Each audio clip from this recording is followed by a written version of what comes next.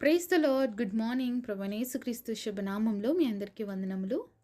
అనుదినం దేవుడి మాటల చేత బలపరచబడుతున్నారని నమ్మి దేవుని స్తుతిస్తున్నాను. బలపరచబడుతున్నట్లయితే పరిచర్య కొరకు ప్రార్థించేయండి, అనేకులకి షేర్ చేయండి. చిన్న ప్రార్థన చేసుకుందామా?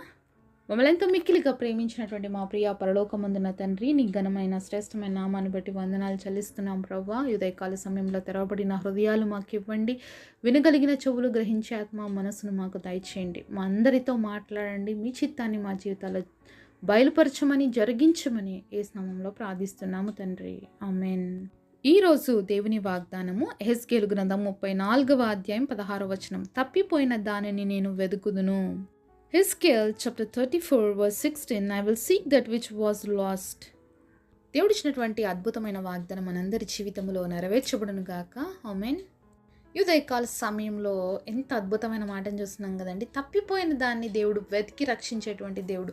యేసుక్రీస్తు ప్రభు ఈ లోకానికి మానవుడిగా రావడానికి ఒకే ఒక రీజన్ అండి. తప్పిపోయినటువంటి మనల్ని రక్షించడానికి దేవుడు ఈ లోకానికి వచ్చాడు. ఆయన కల్వరి శిలువలో మరణించడానికి కారణం ఏంటంటే, మన పాపముల చేత, అపరాధముల చేత మనం సచ్చిన వారంగా ఉన్నప్పుడు దేవుడు మనల్ని బ్రతికించడానికి, పాప మార్గం నుంచి మనల్ని తప్పించడానికే యేసు ప్రభు ఈ లోకానికి వచ్చాడు.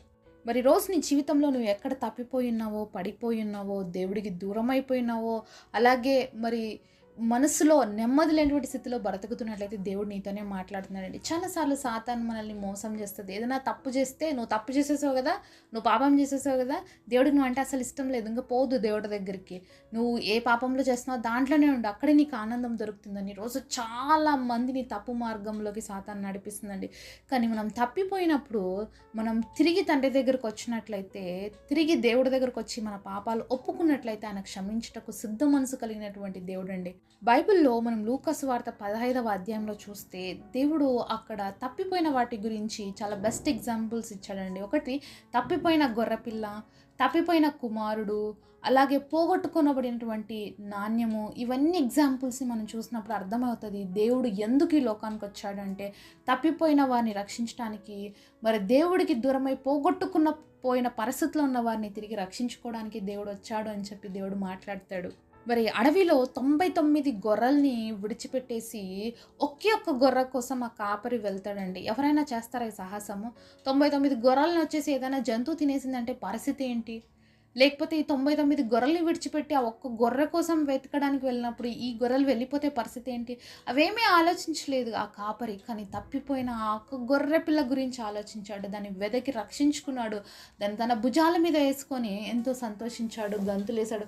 అలాగే దేవుడికి కూడా 99 మంది నీతిమంతుల పట్ల లేనటువంటి భారం ఒక తప్పిపోయిన పాపి పట్ల, ఒక పడిపోయినటువంటి తన బిడ్డ విషయంలో, దేవుడికి దూరమైనటువంటి బిడ్డ విషయంలో ప్రతిసారి ఎంతో వేదన, బాధ దేవుడు కూడా చూస్తాడండి మన విషయంలో. మరి అందుకనే ఆయన ఎక్కువగా తప్పిపోయిన వారిని రక్షించుకోవడానికి ఎప్పుడు కూడా దేవుడు ఇష్టపడతాడు. దేవుడు మనం నిత్య నరకాగ్నిలోకి పోవడానికి ఆయనకి ఏమాత్రం ఇష్టం లేదు. కాబట్టే మనం తప్పు చేసినప్పుడు, మనకి దేవుడు ఆత్మ మనల్ని గద్దిస్తున్నప్పుడు తిరిగి దేవుడి దగ్గరకు వస్తే, నువ్వు ఎంత పాపివైనా, ఎన్ని తప్పులు చేసినా తప్పకుండా దేవుడు క్షమిస్తాడు. నువ్వు ఎవరైనా సరే, నువ్వు ఏ పరిస్థితిలో ఉన్నా సరే, యేసు ప్రభు క్షమించలేనటువంటి పాపము కానీ, పాపి కానీ ఎవ్వరు లేరండి. ఆయన అందరినీ క్షమిస్తాడు. కాబట్టి సాతాను మాట విని దేవుడు క్షమించడు అనేది నీ మనసులోకి తీసుకోక, క్షమించే దేవుడి వైపుకి నువ్వు రా. దేవుడు నిన్ను తప్పిపోయిన స్థితిలో నుంచి రక్షించుకోవడానికి లోకంలోకి వచ్చాడన్న విషయం మాత్రం ఎప్పుడు మర్చిపోవద్దు. నువ్వు పరలోక రాజ్యానికి రావడానికి ఆయన ఈ భూలోక రాజ్యానికి రావాల్సి వచ్చింది అనే విషయాన్ని కూడా మర్చిపోవద్దు. ఒకవేళ ఆల్రెడీ సాతాను నిన్ను ఈ విధంగా శోధిస్తూ ఉంటే, నువ్వు తప్పు చేసావు, నువ్వు పాపం చేసావు, నువ్వు దేవుడికి ఇష్టం లేదు, దేవుడు నిన్ను క్షమించడు, ఇలాంటి మాటలు, ఇలాంటి స్వరం నీలో వినిపిస్తుందంటే అది సాతాను చేత వచ్చే స్వరం. కాబట్టి గుర్తెరుగు, దేవుడు నిన్ను క్షమిస్తాడు అన్న విషయాన్ని గుర్తుపట్టు. దేవుడి సన్నిధిలో ప్రార్థించే, నువ్వు ఎక్కడున్నా కూడా అక్కడే ఉండి ప్రార్థించే. ప్రభా, ఈ పరిస్థితుల నుంచి నన్ను విడిపించవా, ఈ పాపం నుంచి నన్ను తప్పించవా అని చెప్పి దేవుడిని అడుగు. తప్పకుండా దేవుడు నిన్ను రక్షిస్తాడు, ఆ పరిస్థితిలో నుంచి విడిపిస్తాడు. అలాగే తప్పిపోయిన కుమారుడు ఎగ్జాంపుల్ కూడా దేవుడు చెప్పాడు. కారణం ఏంటంటే తండ్రి దగ్గర ఉన్నవన్నీ లాక్కున్నాడు. తండ్రి బతుకున్నప్పుడు ఏ ఆస్తి తీసుకోవడానికి ఏ కుమారుడికి అర్హత లేదు. అయినప్పటికీ కూడా ఇచ్చేశాడు. అడిగినప్పుడు ఎన్నో రోజులు చెప్పాడు వద్దు వద్దు అని, అయినా విన్నప్పుడు ఇచ్చేశాడు తండ్రి. అయితే అంతా కూడా పోగొట్టుకున్న తర్వాత పందులతో సహవాసం చేస్తున్నాడు ఆ కుమారుడు. అప్పుడు గుర్తొచ్చింది, అయ్యో ఇంత దుర్భరమైన బ్రతుకు నేను బ్రతుకుతున్నాను, నా తండ్రి ఇంట్లో అనేక మంది దాసులు ఉన్నారు, వారి కడుపు నిండా ఆహారం దొరుకుతుంది, నా పరిస్థితి ఏంటి ఇంత దరిద్రంగా ఉంది అని చెప్పి తిరిగి తండ్రి దగ్గరికి వెళ్ళాలన్న ఆలోచన వచ్చింది. ఈరోజు మనకు కూడా తప్పిపోయిన కుమారుడు లాంటి ఆలోచన రావాలి. అయ్యో నేను ఇంత పాపంలో ఉన్నా, ఇంత కంపు కొడుతున్న జీవితంలో ఉన్నా, నేను నా తండ్రి దగ్గరికి వెళ్ళిపోవాలనే ఆలోచన వచ్చినప్పుడు దయచేసి ఆగిపోవద్దు. తప్పిపోయిన కుమారుడు తండ్రి దగ్గరికి వెళ్ళాడు. ఏమని అడుగుదామని వెళ్ళాడు తెలుసా? ఆ రోజు నీ కుమారుడుగా ఉండడానికి నేను పాత్రుణ్ణి కాదు, నీ పనివాడిగా పెట్టుకో తండ్రి అని అడుగుదామని వెళ్ళాడు. కానీ తండ్రి ఆ విధంగా యాక్సెప్ట్ చేశాడు ఆ కుమారుడిని. ఆ తండ్రి అయితే ఆ కుమారుడిని కుమారుడుగానే యాక్సెప్ట్ చేశాడు, కానీ పనివాడిగా యాక్సెప్ట్ చేయలేదండి. వచ్చిన వెంటనే మరి ఆ యొక్క కుమారుడికి ప్రశస్త వస్త్రాలు తొలగించాడు, ఉంగరం పెట్టించాడు, విందు చేశాడు. ఈరోజు నువ్వు కూడా తప్పిపోయిన స్థితిలో నుంచి దేవుడి దగ్గరికి తిరిగి వస్తే ఆయన క్షమిస్తాడు, తిరిగి నీకు మంచి జీవితాన్ని ఇస్తాడు. మరి ఎవ్వరూ ఊహించలేనటువంటి గొప్ప జీవితాన్ని తిరిగి నీకు ఇస్తాడు. పాడైపోయిన జీవితాన్ని బాగు చేయడానికి యేసుక్రీస్తు ప్రభు వారికి మాత్రమే శక్తి ఉందండి. అలాగే పాడైపోయిన హృదయాన్ని దుష్టత్వంతో మరి పాపిష్టి పనుల చేత చెడిపోయినటువంటి ఒక మానవుని మార్చడానికి శక్తివంతుడైనటువంటి వాడు యేసుక్రీస్తు ప్రభు మాత్రమే. ఎందుకంటే ఈ దేవుడు మానవుల్ని రక్షించడానికి పరలోకాన్ని విడిచిపెట్టి భూలోకానికి వచ్చినటువంటి గొప్ప దేవుడు. భయంకరమైనటువంటి పాప జీవితంతో ఉన్న మానవుని రక్షించడానికి కల్వరి సిలువలో ఆయన ప్రాణాన్ని త్యాగం చేసినటువంటి గొప్ప దేవుడు. అంతగా నిన్ను నన్ను ప్రేమిస్తున్న దేవుడు, ఆకాశమునకు భూమికి మధ్యలో వ్రేలాడదీయబడినటువంటి దేవుడు, ఆకాశం అంత ఉన్నతమైన ప్రేమ కలిగిన దేవుడు, భూదిగంతములంత లోతుగా మనల్ని ప్రేమిస్తున్నటువంటి దేవుడు. ఆయన ప్రేమకు పొడవు వెడల్పు ఏమాత్రము కొలచలేనటువంటి ప్రేమతో దేవుడు ఈరోజు నిన్ను నన్ను ప్రేమిస్తూ ఉన్నాడు. కాబట్టి ఆయన క్షమించే దేవుడు, ఆయన ప్రేమించే దేవుడు. కాబట్టి సాతాను మాటల్ని వినకుండా నువ్వు ఎక్కడ ఉన్నా సరే ఈరోజు తిరిగి ఆయన దగ్గరికి రా.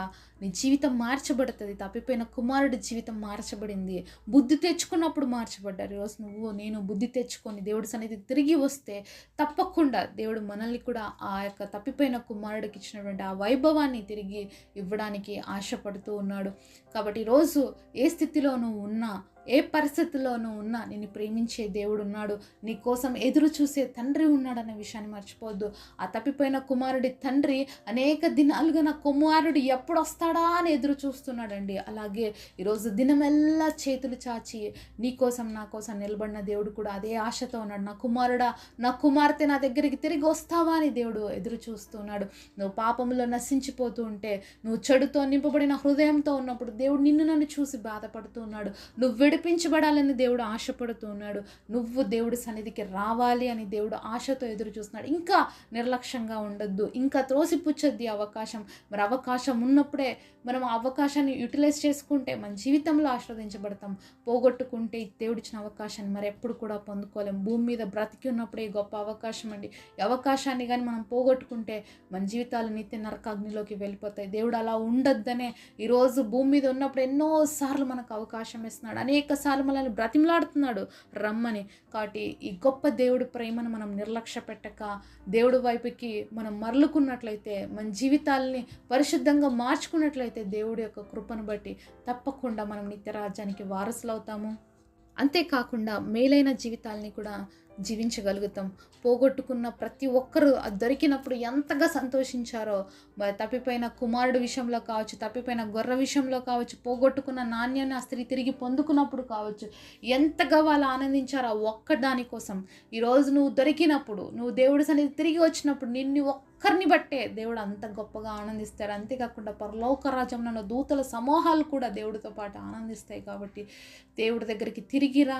యేసుప్రభు అంటే ఎవరో తెలియకపోతే దయచేసి ఈరోజు తెలుసుకోండి. నేను ప్రేమిస్తున్నటువంటి నిజరక్షకుడని ఆయన వైపుకు నువ్వు వచ్చినట్లయితే నీ జీవితాన్ని, నీ వైభవాన్ని మార్చి నేను ఒక ఉన్నత స్థితిలో దేవుడు నిలబెట్టబోతున్నాడు. అట్టి గొప్ప ఉన్నతమైన స్థితిని మనం అందరం పొందుకుందుము గాక. పరిశుద్ధుడైన మా తండ్రి, మీరు మాతో మాట్లాడిన ప్రతి మాట కొరకు ప్రభువా నీకు స్తుతులు స్తోత్రాలు చెల్లిస్తున్నాం. ఎంత గొప్ప దేవుడునైనా తండ్రి, తప్పిపోయినటువంటి మమ్మల్ని వెతికి రక్షించడానికి మానవుడిగా లోకానికి వచ్చావు. అయ్యా మీకు స్తోత్రాలు. మమ్మల్ని ప్రేమిస్తున్న విధానమును బట్టి ప్రభా మీకు స్తుతులు, ప్రభా మీకు స్తోత్రాలు తండ్రి. ఎక్కడెక్కడ మా జీవితాలు మేము తప్పిపోయినామో తండ్రి మమ్మల్ని సరిచేయండి, తిరిగి నీ హక్కును చేర్చుకోండి.